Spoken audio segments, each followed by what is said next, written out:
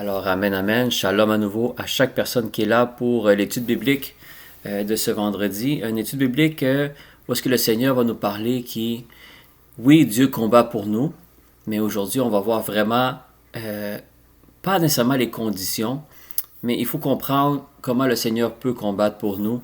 Et évidemment, c'est un message que j'ai reçu il y a quelques jours et le Seigneur m'a parlé cette semaine de, évidemment, nous avons la différence vraiment entre l'Ancien Testament et le Nouveau Testament, on sait très bien, il y a beaucoup de différences, il y a beaucoup de choses qui ont changé. Jésus a vraiment changé énormément la façon de voir, pas qu'il a annulé tout ce qui était dans l'Ancien Testament, mais il y a des choses qui ont changé, évidemment, par le ministère, le sacrifice, la résurrection et évidemment la venue du Saint-Esprit. Alors évidemment, quand vous voyez dans l'Ancien Testament, on voit souvent que les personnes prient beaucoup au Seigneur pour qu'il leur demande de combattre pour eux. Et maintenant, le Seigneur nous dit, maintenant, je vais vous donner cette puissance-là, qui est le Saint-Esprit, pour vous assister en permanence. Alors, c'est comme, le Seigneur va toujours combattre pour nous, d'une façon ou d'une autre, soit par le Saint-Esprit, ou soit dans l'Ancien Testament, on le voit, qui il combattait, il faisait que sa parole s'accomplissait à travers certaines personnes choisies. Mais là, maintenant, aussi, on a ce combat-là, parce que le combat est toujours là, mais la différence que nous avons en ce moment, c'est qu'on a cette puissance-là, qui est le Saint-Esprit, que chaque personne qui reçoit le Seigneur Jésus dans sa vie reçoit aussi le Saint-Esprit, mais évidemment, pour que ça puisse agir, pour que le Seigneur puisse combattre pour nous, évidemment, c'est là que le Seigneur m'a donné cette parole-là, il m'avait dit, le Seigneur ne peut pas combattre quelque chose qui ne lui appartient pas. Et c'est ça le message que le Seigneur m'avait donné. Au début, comme je vous dis, j'avais pas tous les versets, j'avais pas tous les exemples que j'ai en ce moment. Mais en prière, évidemment, en lisant la parole, c'est là que j'ai compris qu'est-ce que le Seigneur voulait me dire. Évidemment, que ce soit dans notre mariage ou dans notre vie chrétienne, avec nos enfants, dans nos finances, dans la santé, dans toutes choses. Nous savons que le Seigneur est toujours là avec nous et il a dit qu'on aura toujours la victoire. Mais évidemment, on ne voit pas malheureusement souvent cette victoire-là. On n'a pas des fois beaucoup de témoignages où est-ce qu'on peut voir cette victoire-là. Et c'est quelque chose que j'avais pas vu de cette façon-là, qu'est-ce qu'on va voir aujourd'hui. Et j'espère que le Seigneur puisse éclairer aujourd'hui, clarifier vraiment sa parole et évidemment nous aider à qu'est-ce que le Seigneur veut vraiment nous dire. C'est que le Seigneur, oui, il peut combattre pour nous. Mais vous allez comprendre que le Seigneur ne peut pas combattre quelque chose qui n'est pas à lui ou qui n'est pas invité. Et on va voir, évidemment, le premier verset, où est-ce que le Seigneur m'a donné cette parole-là, c'est dans Exode 14, 14. Évidemment, c'est un verset qu'on connaît très bien. Et moi, j'aime beaucoup, évidemment, ce verset-là aussi, parce qu'évidemment, c'est une promesse que le Seigneur a pour nous. Exode 14, 14, il nous dit, « L'Éternel combattra pour vous.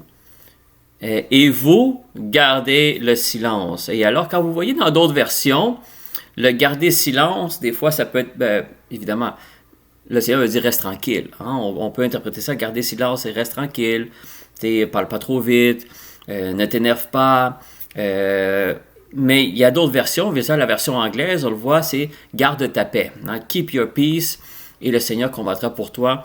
Et il y a plusieurs versions qui, quand vous les lisez, vous comprenez que qu'est-ce que le Seigneur veut dire, c'est que reste tranquille, ne t'inquiète pas. Et on sait, bien aimé, que dans la parole de Dieu, il y a énormément d'endroits, que ce soit dans l'Ancien ou dans le Nouveau Testament, où est-ce que le Seigneur nous dit de ne pas nous inquiéter, hein, de différentes façons. Garde ta paix, là il dit garde silence, reste tranquille, ne t'inquiète pas, ne vous inquiétez pas. Il y a beaucoup, mais même Jésus, quand vous voyez quand, dans l'évangile de Jésus, beaucoup de fois, il parlait de ne pas nous inquiéter. Pourquoi? Parce que pour lui, c'est tellement important de comprendre, bien pour nous aussi, mais pour lui, c'était important qu'on comprenne que garder ta paix ou garder silence ou rester tranquille est tellement important parce que si tu ne fais pas ça, alors le Seigneur ne peut pas combattre pour toi. Ça, c'est une des raisons pourquoi le Seigneur, des fois, ne peut pas. Évidemment, il a le pouvoir de toujours vaincre toutes les difficultés que quelqu'un vit, mais n'oubliez pas que le Seigneur, malgré toute la puissance, et il doit toujours respecter sa parole. Et le Seigneur a dit, oui, je peux combattre pour toi, mais il faut que toi, tu restes tranquille. Il faut que tu gardes ta paix. Il ne faut pas que tu t'énerves. Il ne faut pas que on pourrait dire que tu t'affoles. Vous comprenez, quelqu'un qui s'énerve, qui s'affole, c'est quelqu'un qui a peur, qui est inquiet. évidemment, il croit en Dieu, mais il pense que c'est de lui-même que ça va arriver, mais le Seigneur est en train de dire qu'il faut que tu restes tranquille. Il faut que tu restes tranquille, et moi, je vais combattre pour toi. Alors, le Seigneur veut vraiment qu'on comprenne, mes bien-aimés, que le Seigneur peut combattre toutes choses, évidemment selon sa volonté ou toujours, mais tant aussi longtemps que le combat où est-ce que vous l'invitez, il faut que vous l'intégrez dans ce problème-là. Et vous allez voir pourquoi je dis ça. Et c'est pour ça que la phrase que le Seigneur m'a donnée, c'est « Le Seigneur ne peut pas combattre quelque chose qui ne lui appartient pas ». Alors, comment le Seigneur m'a donné ce message-là? Évidemment, ça a été la semaine passée quand j'ai partagé un verset qui concernait la dîme et les offrandes. Évidemment, je ne veux pas que ce message-là, évidemment, ça soit juste sur les dîmes et les offrandes, mais c'est le premier exemple que j'ai pour vous parce que c'est de là où est-ce que la parole que l'on a aujourd'hui dans l'étude biblique a commencé. Évidemment, parce que moi, c'est quelque chose, évidemment, que j'ai souvent prêché, j'ai souvent enseigné sur les dîmes et les offrandes. Mais bien-aimés, pourquoi? Parce que c'est quelque chose où j'ai eu beaucoup de difficultés à être fidèle. Hein? Et évidemment, j'ai d'autres difficultés maintenant, mais il y a quelque chose qui est difficile pour moi et je sais qu'il est difficile pour plusieurs. Évidemment, c'est nos finances. Pourquoi? Parce que finances, c'est quelque chose qui est, évidemment, c'est difficile à gagner. C'est difficile à garder parce qu'évidemment, ça part aussi rapidement que ça rentre. Rapidement, ça part aussi avec toutes nos factures et toutes nos obligations. Et quelqu'un qui a une vie familiale connaît un peu qu'est-ce que je veux dire aussi, mais ça concerne tout le monde. Les finances, c'est quelque chose qui est difficile, même pour nous, est difficile à gérer. Et c'est un problème qui apporte des inquiétudes, qui t'enlève la paix. Évidemment, l'insécurité va venir aussi beaucoup dans les manques de finances. Alors, c'est pour ça que les dîmes, c'est là que j'ai compris il y a quelques années que le jour que tu donnes ta dîme au Seigneur, c'est le jour en même temps que c'est pas nécessairement le 10% que tu donnes au Seigneur, parce que oui, évidemment, officiellement, c'est 10%. Il y a des personnes qui donnent plus, mais le but du 10%, le Seigneur m'a montré que c'est pas vraiment le 10%. C'est l'acte que tu fais, que quand tu donnes, ou plutôt quand tu obéis à la parole. Parce que dans le fond, le 10%, quelqu'un qui comprend la parole de Dieu ne lui appartient pas, ça appartient au Seigneur. Alors, c'est question d'une obéissance de redonner au Seigneur qu'est-ce qui lui appartient, mais c'est quand tu fais cet acte-là, c'est pas nécessairement le 10% que tu perds qu'il faut regarder, mais sinon, c'est que quand tu fais cet acte-là, c'est là où est-ce que les finances, c'est comme si tu lui transfères au Seigneur. Tu dis, Seigneur, mes finances ne m'appartiennent pas seulement à moi, mais maintenant je t'incorpore dans mes finances. Je te mets dans mes finances. Là, je t'inclus. Ça, c'est le vrai mot que je cherchais. Je t'inclus dans mes finances. Et c'est là, mes bien-aimés, que le jour où est-ce qu'il y a des difficultés financières, parce que tout le monde peut vivre même celui qui est riche peut avoir des problèmes financiers, ou l'insécurité financière, ou qui n'a pas la paix financièrement, même s'il a beaucoup de biens matériels. Mais quand tu fais cet acte-là de donner 10%, c'est là où est-ce que c'est pas seulement le 10% que le Seigneur l'intéresse, c'est que quand tu fais ça, c'est que qu'est-ce qu'aime le Seigneur, c'est que tu y confies tes finances. Et là, le jour que tu as besoin que le Seigneur combatte pour toi dans le domaine des finances, ben là, maintenant, et c'est pour ça que le Seigneur m'a dit, je ne peux pas combattre quelque chose qui ne m'appartient pas, mais quand tu donnes ta dîme, c'est comme si tu fais ce transfert-là, et maintenant tu dis, mes finances, tu y appartiens. Alors le Seigneur a accès à pouvoir combattre pour tes finances. Et ça, c'est quelque chose que, évidemment, vu de différentes façons, mais j'ai toujours cru à ça. J'ai dit, Seigneur, premièrement, ça t'appartient. Et deuxièmement, mes bien-aimés, oui, on a besoin sûrement des comptables, on a besoin des professionnels qui travaillent à la banque. Je n'enlève rien à leur travail, mais ça reste tous des êtres humains. Alors, ça reste tous des personnes qui ont une certaine limite dans la compréhension ou dans la prévision de ce qui peut arriver dans l'avenir. Ça, il n'y a personne vraiment qui peut venir, il y a juste des statistiques, mais le Seigneur, lui, il sait qu'est-ce qui s'en vient. Alors, Malachie 3.10, évidemment, on connaît très bien, le Seigneur il dit d'apporter les dîmes et les offrandes dans sa maison, qu'il ne manque de rien. Et il dit, mettez-moi à l'épreuve, et vous allez voir si je n'ouvre pas les écluses des cieux dans votre vie. Et il dit, si je ne répands pas la bénédiction en abondance. Alors, c'est un verset qu'on ne va pas trop l'analyser aujourd'hui parce qu'on le connaît très bien. Et même, j'ai donné déjà un enseignement complet juste avec ces deux versets-là. Mais il faut comprendre que le Seigneur veut dire, c'est que quand tu fais cet acte-là, c'est pas seulement le 10% que tu donnes, mais c'est que tu confies maintenant tes finances au Seigneur. C'est ça que ça veut dire. C'est ça le transfert de... Tu gardes, évidemment, ça reste tes finances, mais maintenant tu inclus le Seigneur dans tes finances. Et ça, les bien-aimés, c'est une grosse grosse différence. Que quelqu'un peut gérer ton argent dans le monde, oui, c'est bien, il y a des personnes qui peuvent faire un bon travail, mais il n'y a personne qui peut faire un bon travail comme le Seigneur peut le faire. Et ça, on le sait, que ce soit dans les finances, que ce soit dans ton mariage, que ce soit avec tes enfants, que ce soit dans ta santé. Même les médecins, avec tout ce qu'ils connaissent, avec tous les efforts qu'ils vont faire le mieux qu'ils peuvent. Mais ils sont déjà à une limite que le Seigneur, lui, n'a pas de limite. Alors, c'est pour ça que c'est important que Malachie 3.10, il faut comprendre que le Seigneur, il dit, il y a un transfert qui se produit. C'est pour ça qu'il dit, mets-moi à l'épreuve pour voir si ça ne marche pas. C'est ça qu'il veut dire dans Malachie 3.10. Il dit, essaye de voir si tu vas voir que ça ne marche pas. Alors, quand j'ai compris ce verset-là, vraiment, méditer, pas juste le lire, mais quand tu médites sur ce verset-là, normalement, tu ne t'inquiètes pas de donner ton 10%. Mais après, qu'est-ce que j'aime, c'est qu'on regarde le verset 11. Le verset 11, il dit, « Pour vous, je menacerai celui qui dévore. » Alors, on comprend, celui qui dévore, c'est l'ennemi. Et qu'est-ce qu'il va faire? C'est d'essayer de dévorer, pas seulement ta santé, mais il va vouloir dévorer ta famille, il va vouloir dévorer ton mariage, tes enfants, ta santé. Évidemment, il dévore toutes choses.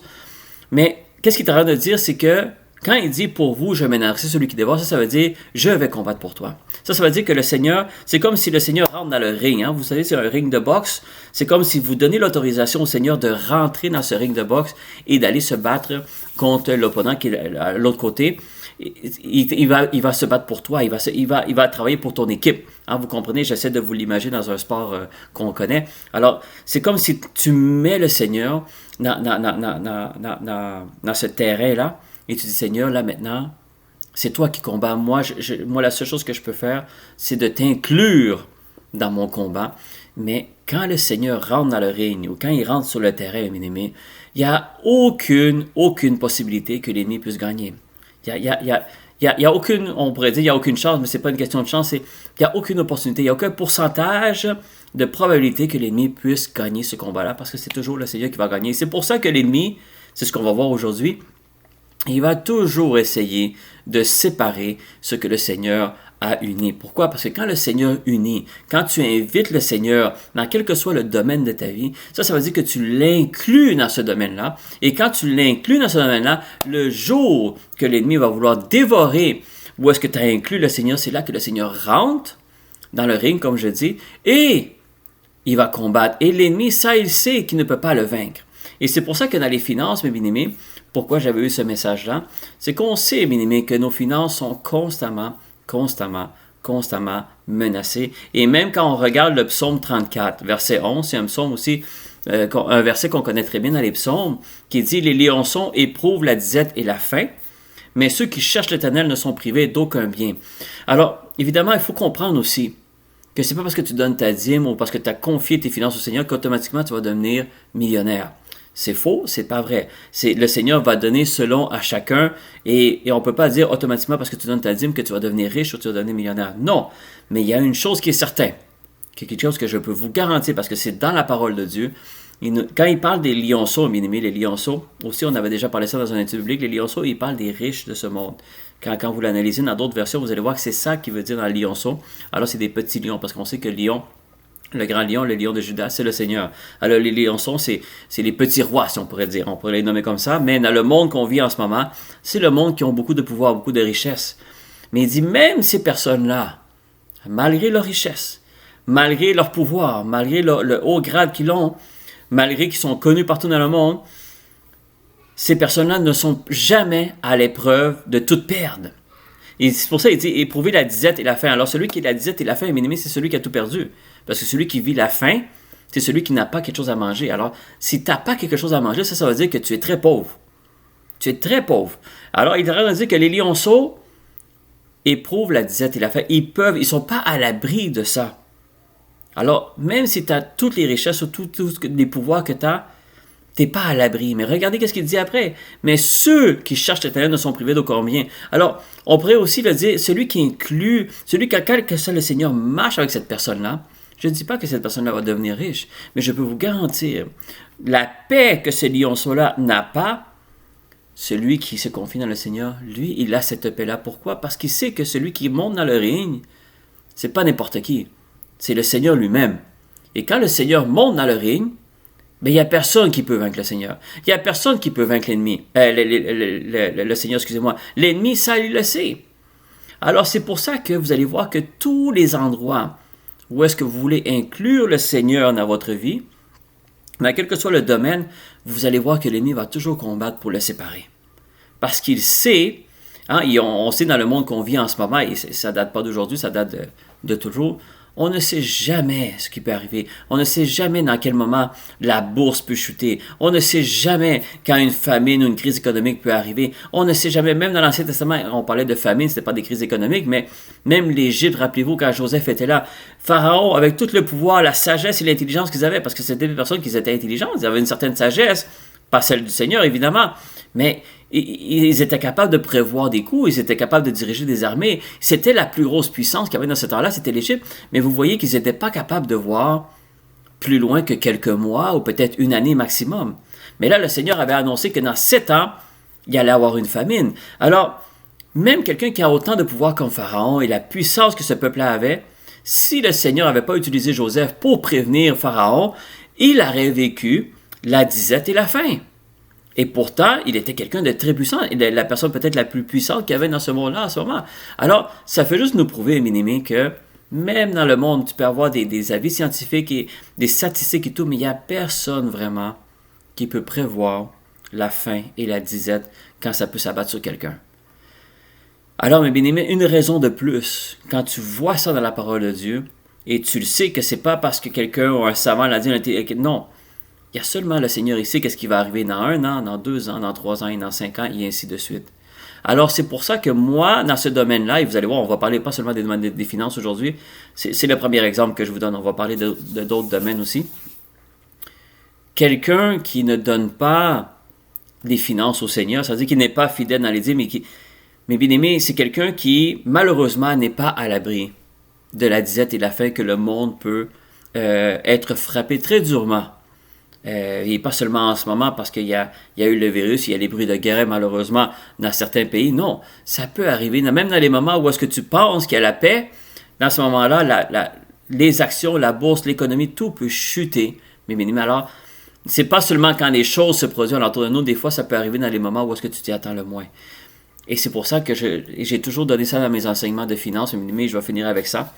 C'est s'assurer que si tu t'inquiètes de ce domaine-là, et tu n'as pas donné encore tes finances au Seigneur, il n'est pas encore trop tard, mes amis, parce que nous savons que plus que le temps va avancer, plus que ça va être difficile de ne pas s'inquiéter des finances. Ça, c'est évidemment, il y a d'autres domaines aussi, la santé et tout ça, mais les finances, mes amis, plus que ça va avancer, plus que l'insécurité va vivre dans ce domaine-là. Alors moi, je vous invite à quelqu'un qui n'est pas encore dans ce niveau-là avec ses finances. Moi, je vous conseillerais, évidemment, en vous récitant la parole, et je pourrais, évidemment, vous donner un enseignement au complet sur ce domaine-là, mais je veux juste qu'on comprenne le début de cet enseignement-là. C'est quand tu confies quelque chose au Seigneur, le Seigneur peut monter et prendre ce combat-là. Mais si le Seigneur n'a pas tes finances entre ses mains, alors le jour que tu auras besoin d'un combat dans ce domaine-là, mais le Seigneur n'est pas là. Malheureusement, même si tu pries, même si tu jeûnes, même tout ce que tu fais, le Seigneur doit faire partie de ce domaine-là si il peut combattre mes ennemis. Alors ça, c'est très important. C'est vraiment le premier exemple, évidemment, parce que c'est de là où est-ce que le Seigneur m'a donné ce message-là. Alors, le Satan va toujours vouloir séparer, évidemment, qu'est-ce que le Seigneur a uni.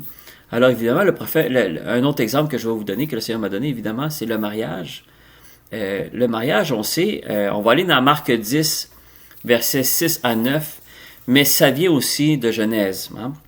Parce que vous allez voir qu'est-ce qu'on va lire là de Marc 10, versets 6 à 9. Ça vient d'une récitation de Genèse. Et regardez qu'est-ce qu'il dit. Il dit, « Mais au commencement de la création, Dieu fit l'homme et la femme. Et c'est pourquoi l'homme quittera son père et sa mère, et s'attachera à sa femme, et les deux deviendront une seule chair. Ainsi, ils ne sont plus deux, mais ils sont une seule chair, que l'homme dont ne sépare pas ce que Dieu a joint. » Alors, évidemment, c'est une récitation qu'on voit dans Genèse, évidemment. Mais qu'est-ce que le Seigneur veut dire? C'est qu'évidemment, il sait qu'il a créé l'homme et la femme pour qu'ils s'unissent puis qu'ils deviennent une seule chair. Mais pour que ça arrive, mes aimés, c'est là que le Seigneur m'avait dit, il faut que le Seigneur soit inclus dans ce mariage-là. Parce qu'évidemment, quand vous voyez dans le monde, combien de mariages, que ce soit chrétien, païen, de quelles que soient les religions, les croyances, il n'y a pas vraiment une sécurité que la personne que tu as choisie est vraiment la bonne. Parce que même si tu es en amour, toi, parce que tu connais pas ce qui arrive dans 2 ans, 3 ans, 5 ans, 10 ans. Tu connais cette personne-là, mais tu la connais pas un jour, une fois que tu cohabites avec. Tu connais pas cette personne quand elle devient père ou elle devient mère. Les personnes peuvent complètement changer quand il y a des situations. Tu connais pas peut-être cette personne-là, comment elle va réagir dans un moment difficile, quand il va falloir traverser les eaux ensemble, il va traverser les tempêtes. Alors, c'est toutes des choses qu'on ne voit pas quand tu soupes au restaurant pour la première fois avec cette personne-là. Tu ne vois pas ces choses-là. Qu'est-ce que tu vois dans ces moments-là? C'est sa façon qu'elle parle ou qu'il parle. Bon, ok, il est beau, il est belle, on voit toutes ces choses-là, mais tu ne vois pas qu'est-ce qui est plus loin. Et c'est pour ça que le Seigneur m'a dit que même dans ce côté-là, c'est le Seigneur qui a créé le mariage. On le sait. Le Seigneur qui a créé ça. Et il veut vraiment qu'on forme une seule chair. Mais cela ne peut pas se produire avec efficacité, parce qu'évidemment, dès qu'il y a un mariage, même si le Seigneur n'est pas là, dans le spirituel, il y a quelque chose qui arrive, évidemment, mais il faut que le Seigneur soit inclus, évidemment, dans un mariage. Il faut que le Seigneur, tu l'invites dans ton mariage. Pourquoi? Parce que il dit que l'homme ne sépare pas ce que Dieu a joint. Qu'est-ce que vous pensez que l'ennemi va essayer? C'est sûr et certain que l'ennemi, sa première mission, dès qu'il y a 2 personnes qui se marient, sa première mission, ça va être de les séparer.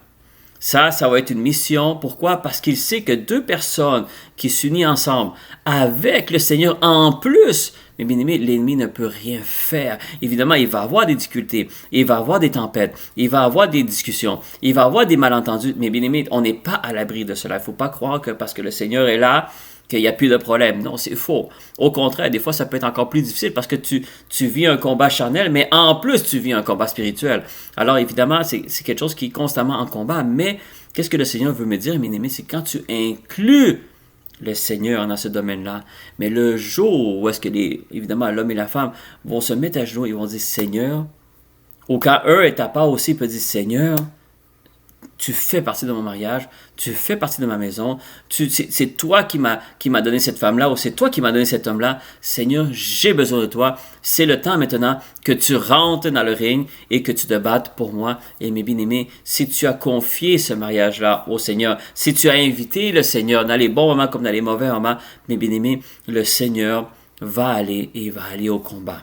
Et ça veut dire, mes bien-aimés, que c'est pas que tous les problèmes vont disparaître, mais vous allez être capable de traverser les problèmes ensemble parce que le Seigneur va donner la force, va donner la sagesse, va donner l'intelligence, va vous aider, va donner des idées créatives, va vous donner la patience, va vous donner la tolérance, il va vous augmenter l'amour, il va tout faire ces choses-là pour s'assurer que malgré les difficultés, on va passer à travers. Et ça, bien aimé, le Seigneur ne peut pas agir de cette façon-là si le mariage n'appartient pas au Seigneur.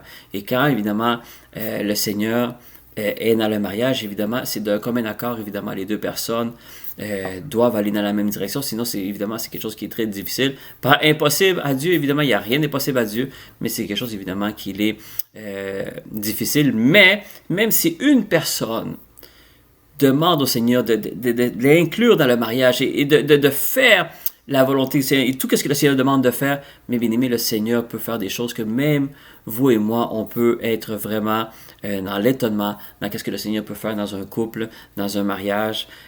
Mais encore une fois, Jésus nous l'a dit, on va vivre des difficultés, on va vivre des tribulations, mais il dit, ne vous inquiétez pas parce que moi j'ai vaincu le monde. Vous voyez qu'il nous dit encore de ne pas nous inquiéter. Pourquoi? Parce que le Seigneur, en étant avec nous, il peut tout vaincre. Et ça aussi, c'est un autre exemple où est-ce que le Seigneur doit être inclus. Et c'est pas parce qu'on est marié à l'Église ou parce qu'on est marié puis on est baptisé que automatiquement, non, il faut que le Seigneur soit constamment invité dans le couple. Il faut qu'il soit toujours là et surtout un minimum dans les moments difficiles. Et même quand il y a des bons moments, il ne faut pas baisser la garde. Parce que c'est là où est-ce que des fois on baisse la garde, on baisse notre niveau de prière, on baisse dans certaines choses et boum, évidemment les difficultés arrivent et on est plus faible dans la foi, on est plus faible dans le spirituel. Et c'est pour ça qu'il faut jamais baisser la garde. Même dans Éphésiens, il nous dit prenez tous les armes de Dieu pour pouvoir, évidemment, parce que c'est un combat spirituel. Et il dit même après la victoire, il faut jamais baisser les bras. Pourquoi? Parce que il va avoir une victoire. Mais même après la victoire, même après avoir tout surmonté, il faut continuer à garder les armes du Seigneur. Ça veut dire que le Seigneur doit toujours être présent dans ta vie, même si tu as vu la victoire, même si tu as vu le témoignage, même si tu as demandé au Seigneur un mariage ou un enfant, le Seigneur répond à cette prière-là. Il ne faut pas oublier que oui, on a reçu la bénédiction, on a reçu un sujet de prière, on a demandé, mais jamais oublier de ne pas baisser la garde, bien-aimé, parce que c'est là où est-ce que l'ennemi, que la parole aussi nous dit, hein, il attend juste, hein, il attend juste pour, au coin du mur pour nous dévorer. Alors, il attend juste qu'on fasse un faux pas, bien-aimé, pour venir nous mordre, venir nous dévorer. Et quand le Seigneur marche avec toi, évidemment, les difficultés vont venir, mais au moins, c'est comme si le Seigneur a toujours une avance dans tes problèmes. C'est comme avant même que tu as un problème, le Seigneur a déjà une solution. Pourquoi? Parce qu'il a pris contrôle de tes finances, il a pris contrôle de ton mariage, il a pris contrôle de ta maison,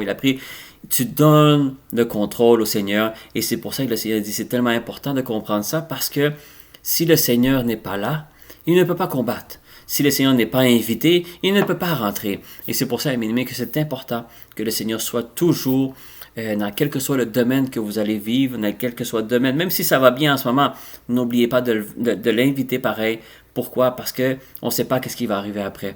Et c'est dans ces moments-là où est-ce que le Seigneur peut rentrer dans ce combat-là. Et mes bien-aimés, vous, la seule chose que vous devez faire, c'est qu'est-ce que Exode 14 dit, c'est garde le silence, reste tranquille, garde ta paix, ne t'inquiète pas. C'est ça que le Seigneur te demande, parce que sans ça, il ne peut pas combattre. Si par exemple, tu deviens agité ou tu as peur ou tu es inquiet, ça veut dire que ta foi est descendue. Et si ta foi n'est pas là, ça veut dire que tu ne crois pas vraiment que le Seigneur peut faire quelque chose pour toi. Et là, malheureusement, bien-aimé, le Seigneur ne peut pas déplacer la montagne, parce qu'il dit, il faut une foi. Même si c'est comme tout petit comme une graine de moutarde, mais il faut que cette foi soit là pour que la montagne se déplace.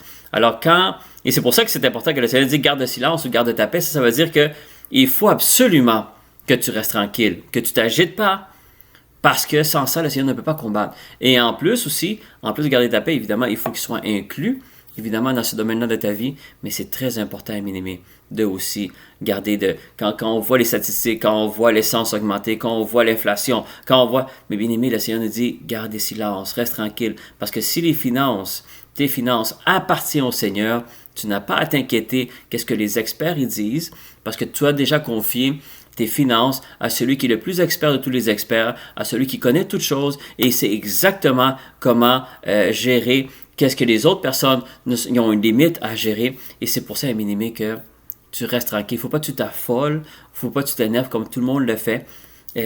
Puis, je comprends, les seigneurs, le monde qui n'ont pas le Seigneur, surtout dans le domaine des finances en ce moment, bien aimé, je serais inquiet. C'est sûr et certain qu'en ce moment, si les finances n'appartiennent pas au Seigneur, ou même si je ne serais pas chrétien en ce moment, bien aimé, je serais vraiment inquiet.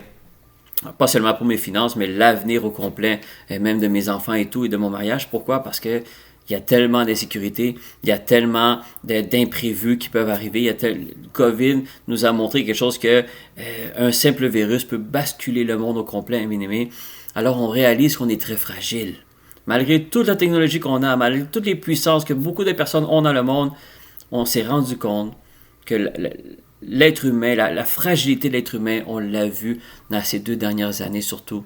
Et c'est pour ça, bien aimé, qu'on réalise qu'on, malgré tout la science, malgré tout, et je ne dis pas que c'est des mauvaises choses, il y a des personnes qui travaillent très très fort dans quels que soient les domaines de la médecine et tout, mais on a réalisé qu'on est limité. Et il y en a beaucoup qui l'avaient déjà réalisé, mais là on l'a vécu, on l'a vu. Et évidemment, que ce soit les finances ou que ce soit dans votre mariage, que ce soit avec vos enfants, là justement, on va voir l'avenir des enfants aussi, parce que les enfants, que vous ayez des enfants ou pas, il y a quelque chose de tellement important que la parole de Dieu nous enseigne.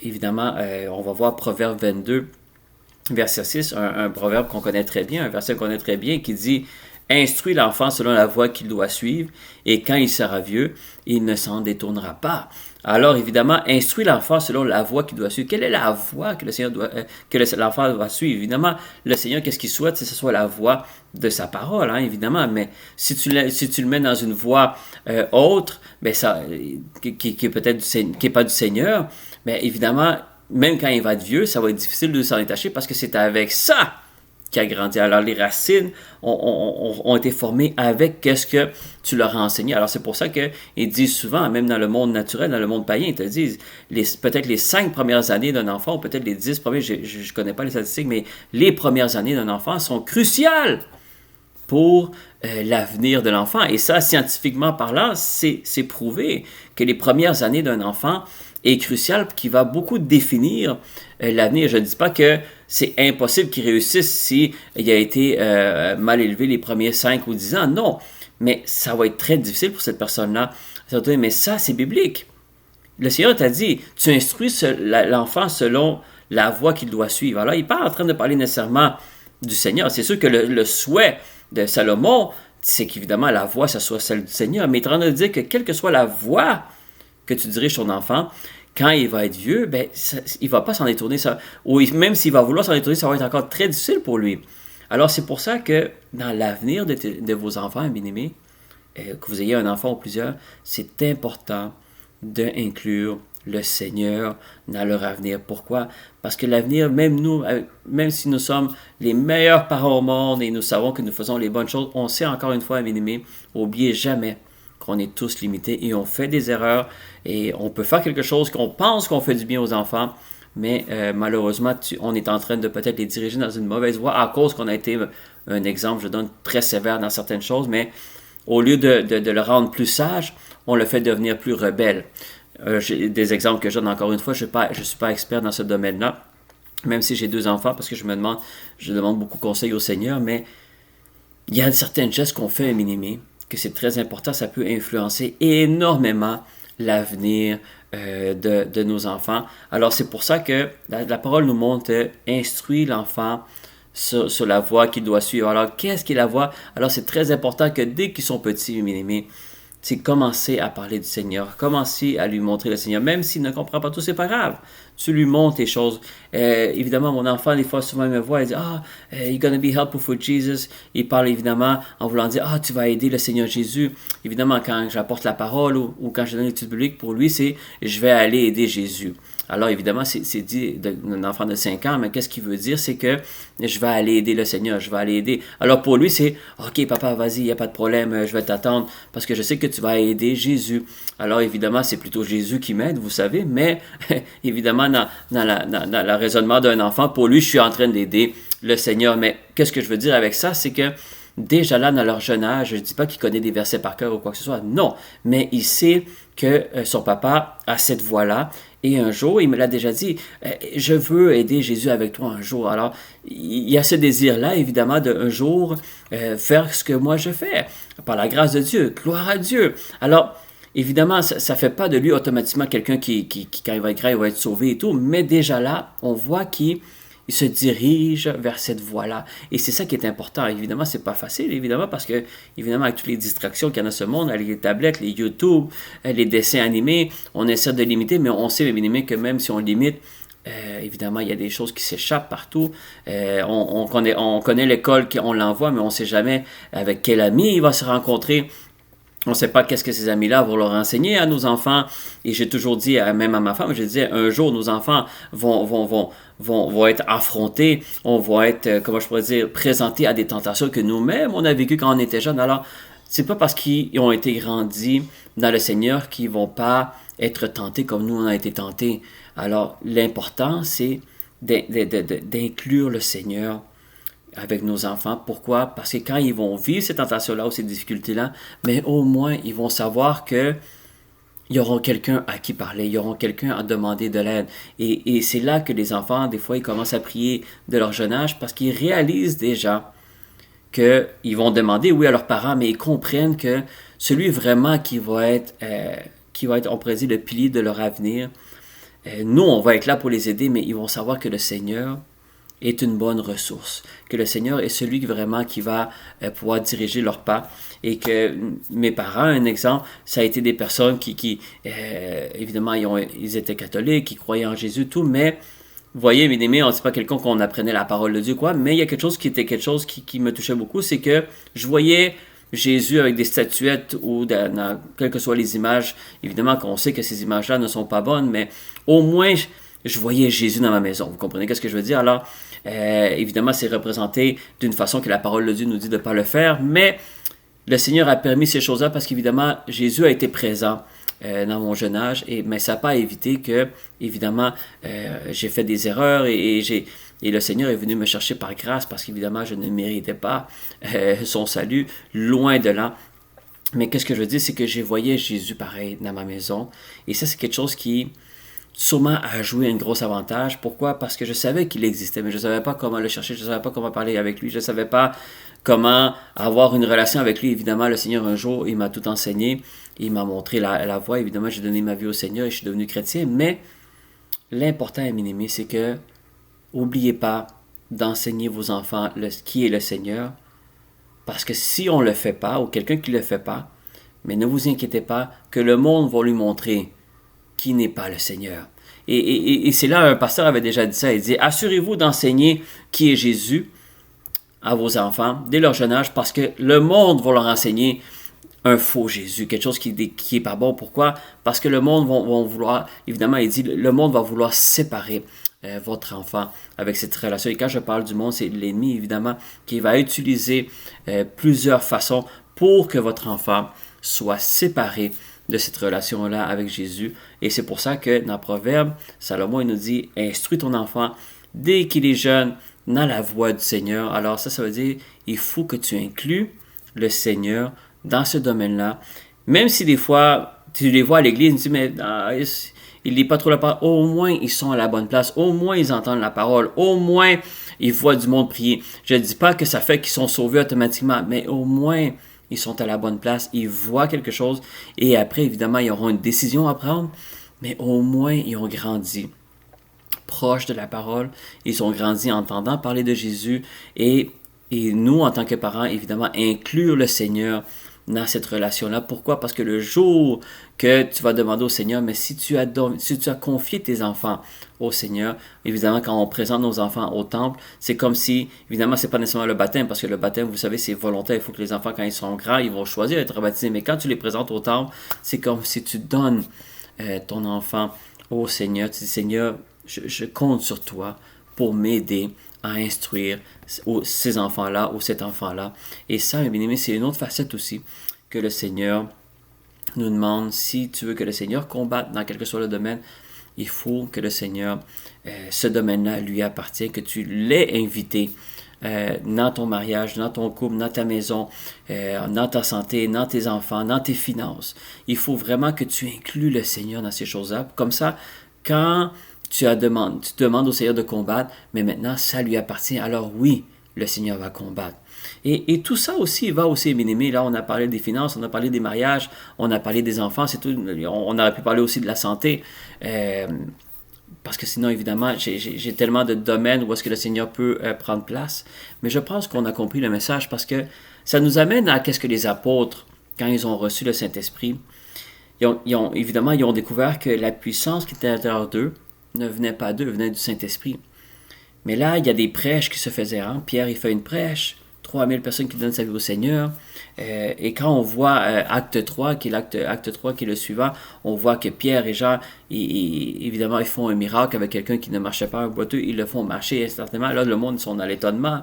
Là, on voit dans Acte 4, encore une fois, Pierre, il se met à prêcher, 5000 personnes donnent sa vie au Seigneur. Et après, on voit l'apôtre Paul, évidemment, en train de porter la parole, et tout ça fait minimer que le monde qui n'ont pas vraiment connu le Seigneur comme nous, on le connaît, et on le voit dans plusieurs facettes de notre vie, le monde commence à être dans l'étonnement, parce que là, il réalise quelque chose qui se produit qui n'est pas normal. Et ça, dans ma vie, bien aimé, je vais vous donner un témoignage. Et je sais que je l'ai déjà donné à l'Église et à certaines personnes qui connaissent mon témoignage, mais c'est là où est-ce que le Seigneur m'a montré. C'est pour ça que j'aime beaucoup Exode 14, 14, bien aimé, parce que j'ai vu le Seigneur dans... Évidemment, je ne vais pas tout témoigner de tout ce que le Seigneur a fait, parce que non, on n'aurait pas assez de temps dans l'étude biblique, mais il y a un exemple que je peux vous donner, bien aimé, où est-ce que le Seigneur... Ça allait mal, bien aimé, ok? Ça allait mal dans mes finances, ça allait mal, j'avais pas connu ma femme encore. Dans mes finances, ça allait mal parce que j'avais été fraudé par plusieurs cartes de crédit. dans mon travail, ça allait pas bien. Alors mes finances aussi étaient affectées dans deux domaines. Dans la fraude, il a été affecté aussi dans mon travail. J'allais perdre mon travail. Mais bien aimé, quand vous voyez là, que tous ces domaines-là, bon, Dieu merci, la santé allait bien, mais la santé mentale n'allait vraiment pas bien, bien aimé. Et un jour, sans avoir connu Exode 14, mais j'ai fait un peu qu'est-ce que Exode 14 dit. Si j'ai vraiment demandé au Seigneur, Seigneur, je te donne mes finances, je te donne mon travail, je te donne mon avenir. J'ai tout remis au Seigneur. J'avais déjà commencé à être chrétien, mais je n'avais pas vraiment tout confié au Seigneur. Et là, ce jour-là, je me rappelle, j'étais à genoux chez moi, j'habitais tout seul en appartement. Et j'ai vraiment pleuré au Seigneur et j'ai demandé au Seigneur, je suis à bout, je ne suis plus capable. Et le Seigneur que je connais, qui est dans la parole, que je ne connaissais pas beaucoup dans ce temps-là, j'ai dit, Seigneur, je sais que tu es capable de toutes choses. Mais vous voyez, inconsciemment, ou peut-être dirigé par le Saint-Esprit, je ne sais pas, j'ai donné au Seigneur ma vie complètement. J'ai dit, Seigneur, maintenant ma vie, mon travail, tout t'appartient. Et c'est quand j'ai fait cette prière-là, c'est que là que je comprends. J'avais pas compris dans ce temps-là, je l'ai faite peut-être inconsciemment, ou c'est le Saint-Esprit qui m'a dirigé, mais j'ai remis ma vie au Seigneur. Et quand tu remets ta vie au Seigneur, quand tu mets tous tes domaines au Seigneur, j'ai dit, Seigneur, maintenant, j'ai fait ce que j'ai pu, j'ai pas été capable, maintenant c'est à toi.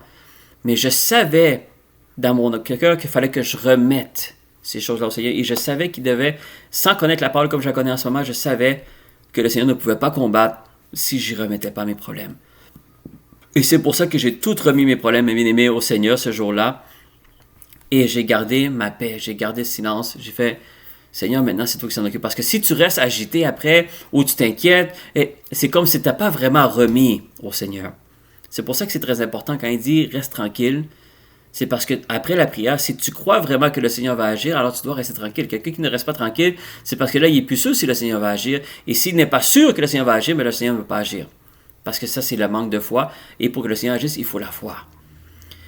Et c'est ce que j'ai fait, bien-aimé. Et sans rentrer dans tous les détails, le Seigneur a réglé tous les domaines, bien-aimé.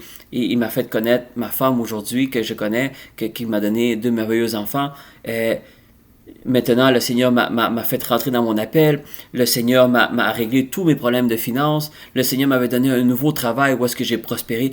Tous les domaines, bien-aimés, que tout allait mal. En cette prière-là, la différence n'a pas été vraiment la longueur de ma prière. La différence n'a pas été parce que je connaissais la parole ou je ne connaissais pas la parole. C'était pas ça qui a fait la différence. Qu'est-ce qui a fait la différence, mes bien-aimés? C'est que j'ai remis ces choses-là au Seigneur. J'ai arrêté de combattre quelque chose que je savais que je ne pouvais pas gagner. J'ai dit, Seigneur, maintenant, c'est toi qui montes sur le ring.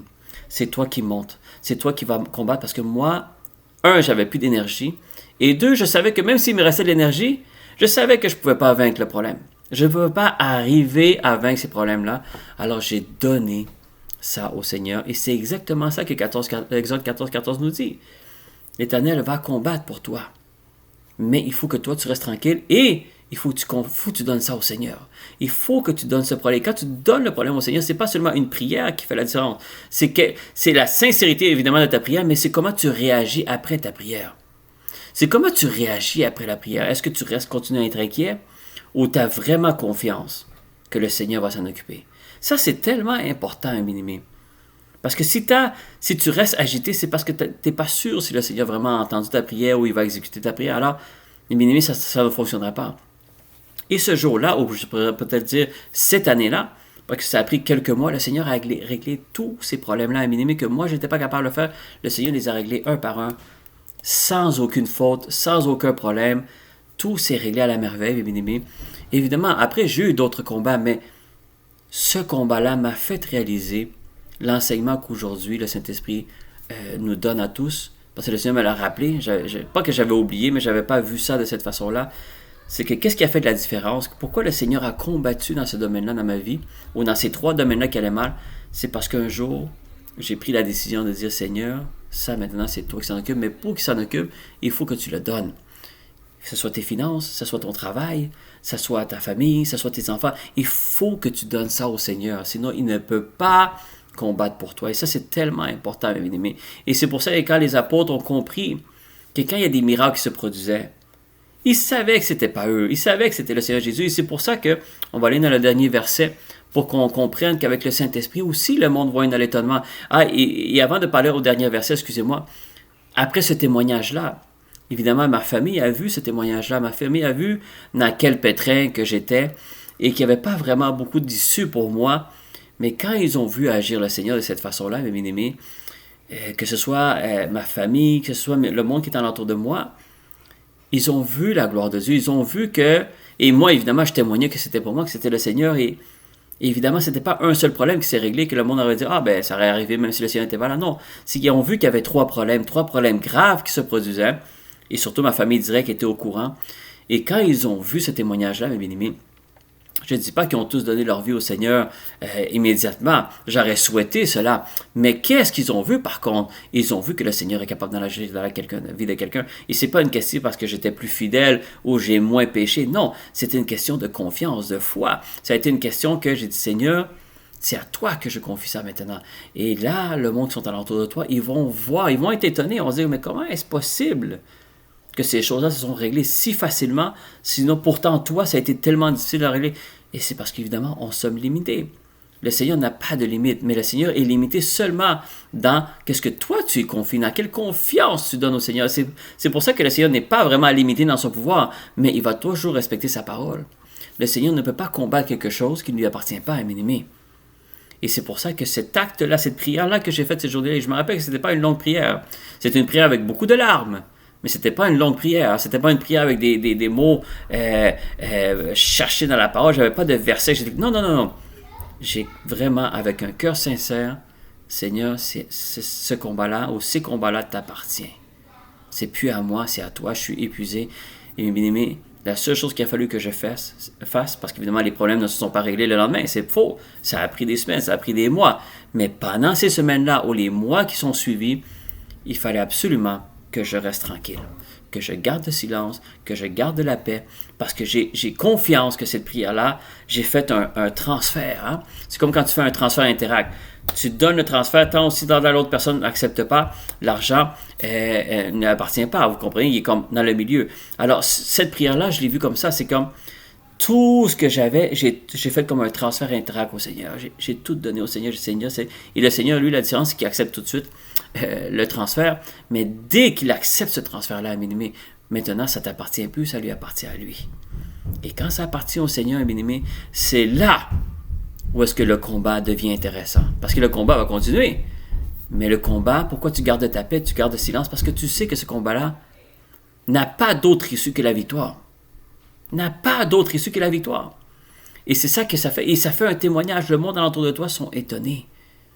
Et qu'est-ce qui arrive dans Acte 3, verset 12? Acte 3, verset 12, c'est quand, évidemment, on sait que Pierre et Jean avaient guéri ce boiteux-là. Il avait dit, j'ai rien à te donner, mais ce que j'ai, je te le donne au nom de Jésus, lève-toi. Et c'est là que ce monsieur-là, il se met à marcher. Alors, le monde était directement, il voyait Pierre, Jean comme on dirait des extraterrestres. Hein? Ils se faisaient voir comme, waouh, comment est-ce possible? Et regardez qu'est-ce que Pierre dit. J'aime tellement qu'est-ce que Pierre dit, parce que Pierre avait compris. Hein, on s'appelle que Pierre, avant, quand il était à Jésus, c'est quelqu'un qui questionnait beaucoup, quelqu'un qui parlait beaucoup. Il parlait, non, garde le silence, laisse-moi combattre. Et c'est ce qui est arrivé.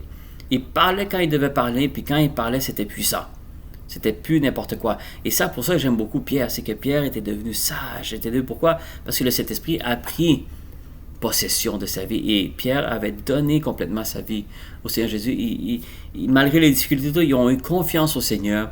Et c'est pour ça qu'ils ont reçu de cet esprit, cette puissance-là. Et regardez ce qu'il dit Pierre, parce que tout le monde le regardait comme, on dirait que c'était lui qui avait fait le miracle, mais lui, il savait que c'était pas lui qui l'avait fait. Et regardez ce qu'il dit. Acte 3, verset 12, il dit, Pierre, voyant cela, qu'est-ce qu'il voyait? C'est qu'il voyait tout le monde était comme, waouh, waouh, waouh. Puis il regardait Pierre et Jean comme, c'était des super-hommes. Il dit, voyant cela, il dit au peuple, hommes israélites, pourquoi vous étonnez-vous de cela? Regardez ce qu'il dit après, il dit, pourquoi avez-vous les regards fixés sur nous? Comme si c'était par notre propre puissance ou par notre piété que nous eussions fait marcher cet homme. Alors, évidemment, on connaît évidemment ce verset-là, mais qu'est-ce que Pierre veut vraiment dire? C'est comme, penses-tu vraiment que c'est parce que je suis plus sage qu'un autre, plus intelligent qu'un autre, que je prie plus qu'un autre? Parce qu'il dit, c'est même pas ma piété qui a fait la différence. Évidemment, c'était vraiment l'obéissance. Évidemment, c'est l'obéissance qui a fait la différence de la foi que le Seigneur avait à Jésus, mais il dit, c'est pas de mes pouvoirs, c'est pas de ma force, c'est pas de mon intelligence, c'est pas de ma sagesse qui a fait que cet homme-là s'est mis à marcher quand il était boiteux, il ne pouvait pas marcher, et tout d'un coup, c'est comme redonner la vue à un aveugle. Il dit, penses-tu vraiment que c'est moi qui a fait ça? Et c'est là quand on voit plus loin dans les autres versets, il dit, c'est Jésus qui est en moi, c'est le Jésus que vous avez crucifié. Bon, évidemment, là, il commence à prêcher, il commence à parler au monde, mais parce qu'évidemment, il y a une certaine, il veut témoigner, mais en même temps, ils sont fâchés contre les personnes qui, encore une fois, ne croyaient pas en Jésus-Christ, puis eux autres, ils ont vu qu'est-ce que Jésus était capable de faire, et maintenant, ils savent qu'ils ont le Saint-Esprit en vous, mais il voulait faire comprendre, arrête de me regarder de cette façon-là, parce que c'est pas moi qui l'a fait. Et c'est ça que le monde qui va arriver, mes bien-aimés, c'est quand le Seigneur combat pour toi, le monde alentour de toi sont étonnés, ils vont dire, mais comment est-ce possible? Et toi, il faut que tu fasses réaliser ces personnes-là, ils disent, non, c'est pas moi qui a fait ça. C'est le Seigneur qui a fait ça pour moi. Et c'est pas une question que ta prière est bonne ou qu'elle est longue, ou que ce soit, non. C'est une question d'avoir foi et c'est une question d'obéissance à sa parole. Évidemment, tout est accompagné avec la prière, que ce soit le jeûne, évidemment, mais tout va avec ta foi et l'obéissance de la parole de Dieu. Et que tu laisses le Seigneur combattre pour toi. Et là, évidemment, par le Saint-Esprit, le Seigneur peut agir à travers nous.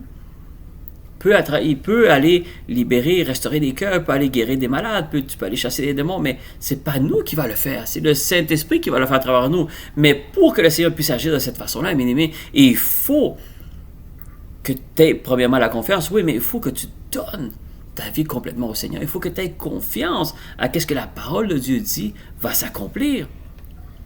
Et c'est la même chose que ce soit dans tes finances avec les dîmes, que ce soit dans ton mariage, que tu inclus le Seigneur, que ce soit dans l'avenir de tes enfants, que tu instruis tes enfants selon la voie du Seigneur. Toutes ces choses-là, bien-aimé, en sorte qu'il y a une puissance, évidemment dans l'obéissance de la parole de Dieu, comme on a parlé des 2 derniers vendredis, mais il y a encore une grosse puissance, bien-aimé, qui est de laisser le Seigneur s'occuper de tes problèmes. Et pour que ça arrive, il faut que tu l'inclues dans ce problème-là, dans ce domaine-là.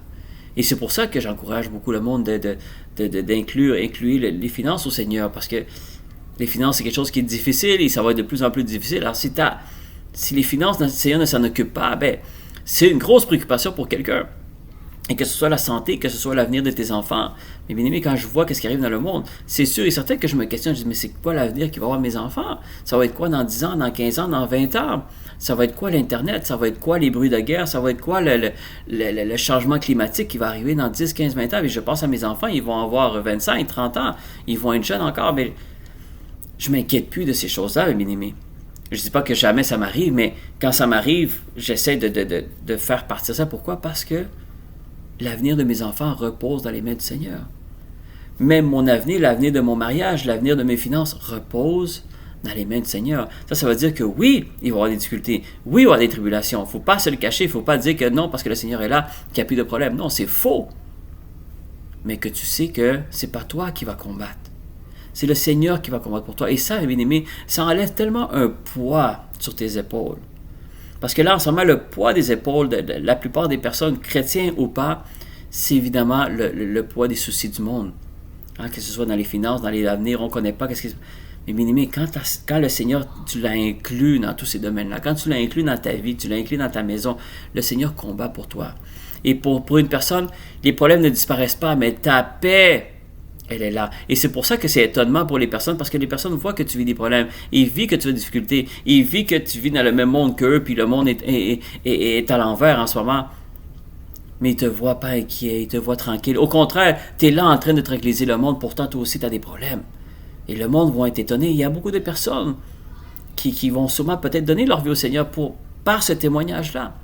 Mais pourquoi tu as cette paix-là? C'est parce que tu as confié ces choses-là au Seigneur. Tu dis, Seigneur, ça ne m'appartient plus, ça t'appartient à toi. Tu donnes ces domaines-là au Seigneur et le Seigneur combat pour toi. Et c'est ça, mes bien-aimés, qui fait en sorte que, malgré les difficultés, il y a la victoire. Il y a la victoire et tu dis, Seigneur, tu m'as demandé comme priorité de rechercher le royaume et tout le reste d'aller t'en occuper. On sait, dans Matthieu 6,33, il en parle. Mais c'est ça que le Seigneur veut. Mais tu ne peux pas rechercher le royaume si la personne n'a pas la paix ou n'a pas la confiance au Seigneur.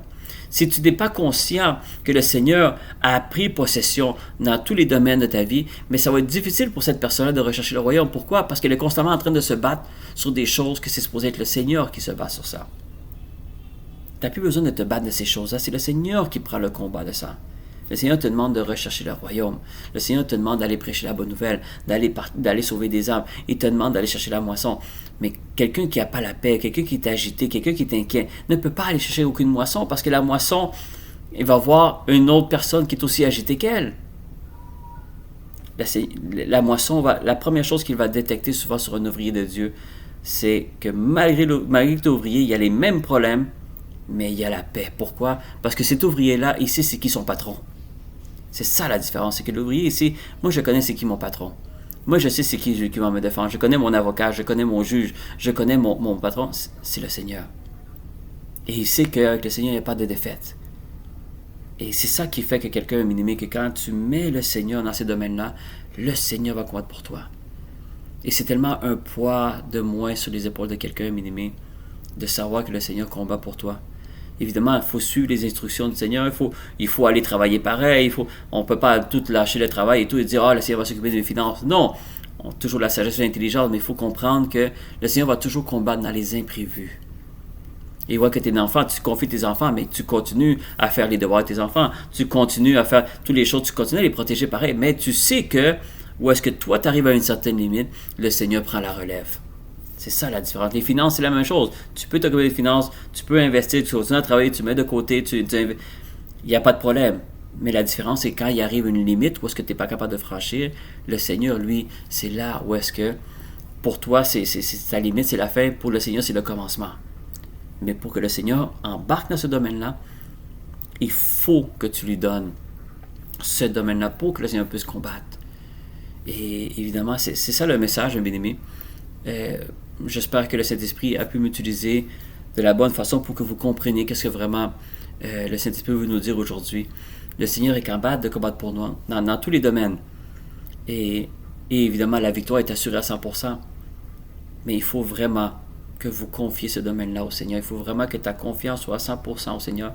Et encore une fois, on a commencé avec les finances. Pourquoi je parle beaucoup des finances, bien aimés? Parce que l'inquiétude dans ce monde-là, une des inquiétudes les plus importantes, et même pour celui qui a beaucoup d'argent, c'est les finances. C'est quelque chose qui enlève beaucoup de paix, qui détruit beaucoup de mariages, qui détruit beaucoup d'avenir des enfants, qui détruit beaucoup de choses, bien aimé. C'est la préoccupation des finances. Alors quand tu donnes tes finances au Seigneur, bien aimé, c'est tellement, moi personnellement, moi et ma famille, ça a tellement enlevé un grand poids. On continue à travailler, on continue à faire ce qu'on a à faire, mais on sait que tout ce qui arrive dans le futur, on n'a pas le pouvoir de changer rien et on ne sait pas qu'est-ce qui va arriver, mais une chose est sûre, c'est que le Seigneur s'en occupe. Et ça, pour moi, ça me garde la paix, bien aimé. Et ça ne fait pas de moi quelqu'un de riche, je ne suis pas plus riche qu'une autre personne, mais la richesse que j'ai n'est pas nécessairement monétaire, c'est que j'ai la paix. Et cette paix-là, bien aimé, il y a beaucoup de personnes qui paieraient beaucoup d'argent pour avoir la paix des fois que nous avons quand Jésus est avec nous, bien aimé. Il sait ce que je veux pour chacun d'entre vous, que vous ayez cette paix-là. Même dans les moments difficiles, il faut garder cette paix-là. Pourquoi? Parce qu'on sait que c'est le Seigneur qui combat pour nous. Alors je demande que le Seigneur vous bénisse abondamment, bien aimé, et que cette parole-là puisse tomber sur une bonne terre. Et s'il y a deux choses qu'il faut retenir, les deux choses les plus importantes, c'est d'assurer de vous confier le Seigneur les domaines de votre vie que vous n'avez pas encore confiés, et vous pouvez avoir l'assurance que si vous restez calme, vous gardez la paix après, mes bien-aimés, vous ne pouvez pas avoir d'autre chose que la victoire, parce que c'est le Seigneur qui s'en occupe, et c'est ta foi qui active le fonctionnement, ou comment le Seigneur va combattre pour toi. Alors, shalom à tous, que le Seigneur vous bénisse. Amen.